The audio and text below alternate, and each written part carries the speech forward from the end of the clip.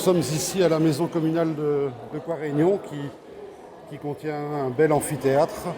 Et c'était pour assister à la clôture du projet Buchenwald, c'est-à-dire du voyage Buchenwald. On sait que dans ce type de voyage, il y a une grande préparation, il y a le voyage lui-même, et puis il y a les travaux des élèves. Et on a pu assister, visiter plusieurs stands avec des travaux de toute nature qui témoignent d'un grand dynamisme de cette école, l'école du futur, qui est vraiment, à mon sens, une des écoles avec une pédagogie fort avancée. Il y en a d'autres évidemment, mais je suis particulièrement fier d'être ici, d'avoir pu voir ce que les élèves ont fait, d'avoir pu voir les films qu'ils ont réalisés, de voir leur engagement et que ce soit vraiment maintenant des graines de citoyens, comme l'a dit la prof Gilles Lampart. On avait 50 élèves de première année, donc 12-13 ans, des élèves de troisième année qui avaient participé à Buchenwald il y a 2 ans et également des rétos pour encadrer.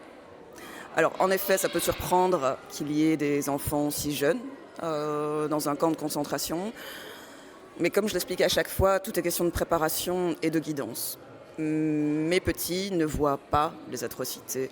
Par contre, ils ressortent avec une connaissance de la résistance et comment les résistants dans le camp, de façon cachée et clandestine, ont permis à des enfants de leur âge, en fait, de survivre et d'être armés pour cette vie concentrationnaire. Ce qu'on fait dans cette guidance, et elle est propre, vraiment, elle est ciblée sur leur âge, c'est leur témoigner, leur dire que c'est possible, en fait, de se révolter, d'avoir de l'espoir et qu'il faut y croire. Voilà, c'est ça le message qu'on donne. À chaque âge aussi, il y a sa perception. Et c'est pour ça que j'aime beaucoup travailler à Buchenwald avec eux, c'est parce qu'en fait, il y a très peu de choses. Et donc chacun, avec sa sensibilité, il voit, il écoute ce qu'il est capable, en fait. Il n'y a pas de choses choquantes à Buchenwald, seulement les histoires qu'on y donne. Et ça, je les choisis, les histoires que je leur transmets. Donc non, ils ne sont pas traumatisés. Par contre, ce qui est gai aussi, par expérience, c'est que ce dont ils ne sont pas encore conscients maintenant, c'est quand même dans un coin du cerveau.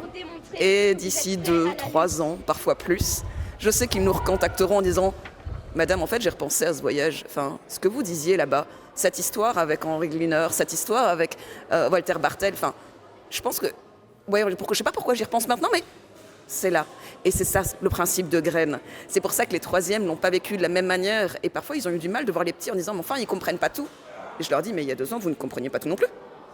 Et voilà, il faut aussi accepter qu'on y aille progressivement.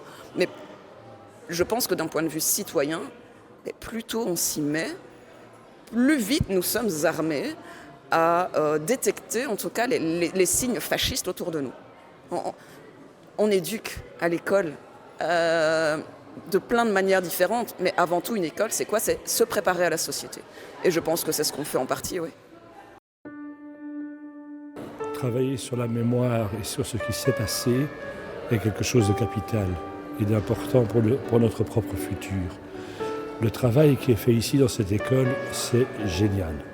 C'est génial de mélanger des élèves de différents niveaux du secondaire et de leur transmettre cette volonté de garder en mémoire ce qui s'est passé et d'essayer de le combattre.